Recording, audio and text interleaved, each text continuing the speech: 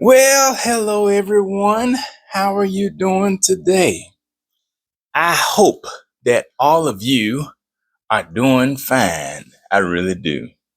And I certainly hope that each of you have experienced the very best during this holiday season. I tell you, because it really has been nice. And for the most part, it's been lovely. It really has. And so, with that in mind, I would like to say thank you so much for tuning in today. I really appreciate it. And I would like to welcome all of you to another episode of TJ's Topics. That's right. And I tell you, the final one for 2025. I tell you, this year has gone by so fast.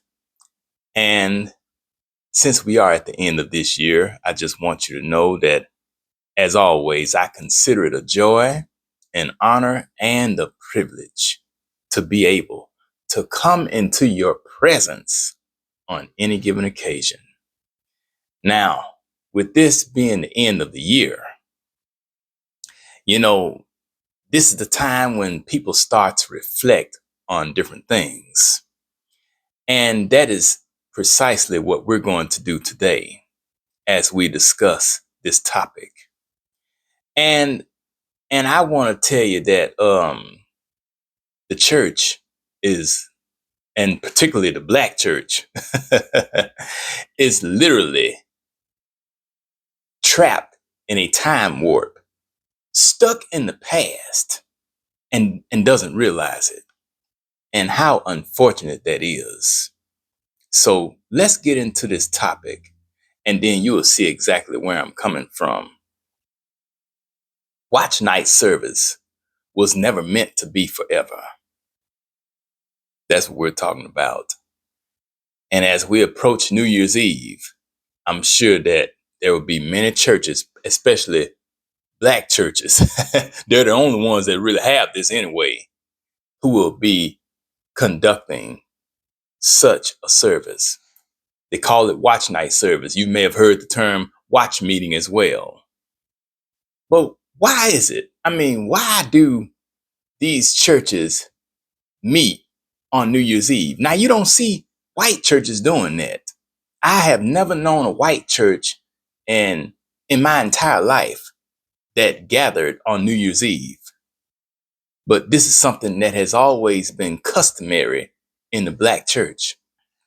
Well, I would like to share a little history with you, if I may, regarding this special service that takes place once a year. But keep in mind that it was never meant to be an annual event. It was only supposed to happen one time and one time only. So here is the history of it, the dark history of Watch Night Service. Watch Night Service was a special called meeting that took place on New Year's Eve way back in the 19th century, December 31st, 1862. It was a pivotal day in history, not just Black history, but American history. Many African American citizens, both enslaved and free, gathered together in various locations throughout the country, mainly at church, in an effort to see whether then President Abraham Lincoln would sign into law the Emancipation Proclamation. It was set to take effect starting at midnight on January 1st, 1863. While gathered at Watch Night Service, the people prayed, sung, they sung various hymns and stuff. And I'm sure Amazing Grace was probably somewhere in the mix. And waited patiently, watching for any sign of a new beginning for Black people in this country. President Lincoln had already issued a preliminary version of the proclamation 3 months prior in September of 1862. However, the enslaved people in Confederate states understood that his promise to issue the final version on New Year's Eve,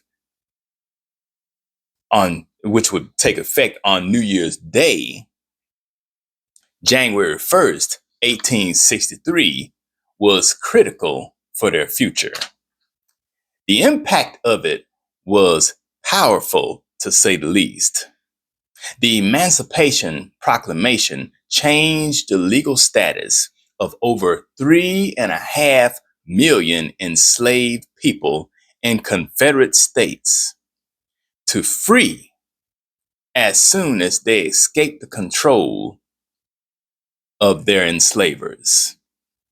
The truth of the matter is, watch night service was only supposed to be a one-time event, not this annual thing that Black churches have made it into. It was only supposed to happen one time, and that was on New Year's Eve of 1862. However, what we have going on today in the Black community is a one-time event designed for a specific purpose at a specific time in history, being conducted on an annual basis 163 years later. Now, what kind of sense does that make? Here we are now at the end of 2025, and we are preparing, well, most Black churches are preparing to hold a service that was only supposed to have been one time way back in 1862. And there is no indication of any kind of proclamation being signed, because we know Trump wouldn't dare sign anything like that into law. Had he been president back in 1862, man, Black folk would still be slaves now, probably. Now, on a side note, there are even a number of these churches, these Black churches who plan to have watch night service on New Year's Eve, that use this annual event, the watch night service, as a fundraiser. Now, mind you, the majority of Black churches don't raise money on New Year's Eve at their watch night services, but there are a few of them that do. If only they could travel back in time to New Year's Eve of 1862 and have a talk with our ancestors. And that's exactly what needs to take place if it were possible. If they could get into a time machine like they did on that movie Back to the Future with Michael J. Fox that came out 40 years ago. If they could travel back in time to 1862 on New Year's Eve and see how it was, I promise you, there are a whole lot of things that's going on in the Black church right now that probably wouldn't be going on. And I'm gonna tell you this. This is how I know that Black people are still suffering from the traumatic effects of slavery. I mean, if you just drive through any Black neighborhood, especially poor Black neighborhoods, not only do you see a whole lot of churches on every corner, but you see so much in the way of poverty and I mean, it's really sad. Children not having much to eat and parents not able to do what they need to do. A bunch of unwed mothers and deadbeat dads and you name it. I mean, it's sad. And yet we have all these churches in the Black neighborhood raising all this money on Sunday morning. And where is it going? it's being deposited into white-owned banks because not too many black people own banks. We got one black-owned bank here in the Mid-South, Tri-State Bank, located near downtown Memphis. But other than that, the vast majority of banks in America are owned and operated by white folks. And mostly that work in these banks are white people. So tell me, what do you think about the concept of watch night service still being conducted 100 and 163 years later? I mean, what kind of sense does that make when it was only supposed to be a one-time event? That's the reason why the church is completely in the dark about a lot of things. They don't take time to research anything. They don't question anything that they've been taught, but they just go along with any and everything, without doing research. I'm telling you, it's crazy. And just like we've come through all these previous years, not knowing things about our own people, our own history.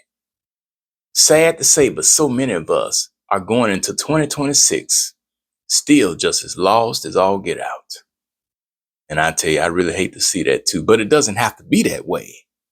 Not all of us are lost. Not all of us are spiritually and intellectually asleep. Many of us are wide awake. And the more of us who awaken to truth, knowledge, and reality, the better off we'll be as a community. So with that being said, I would like to take this opportunity one more time to say thank you very much for tuning in to this episode of TJ's Topics.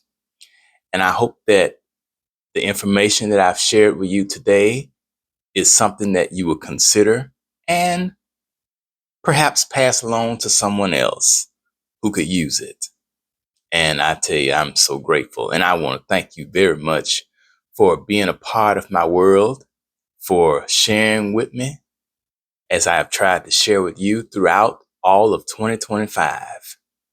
And I want to let you know also that beginning in January, that will start year number 4 for this little podcast, this little show that I do. January starts year number 4 for TJ's Topics. So I'm very proud of that. And I look forward to seeing you again in 2026. Happy New Year, ladies and gentlemen. This is Taryn Jerome Harris reminding you that every round goes higher and higher. Hope you have a very happy New Year, everybody. Bye-bye.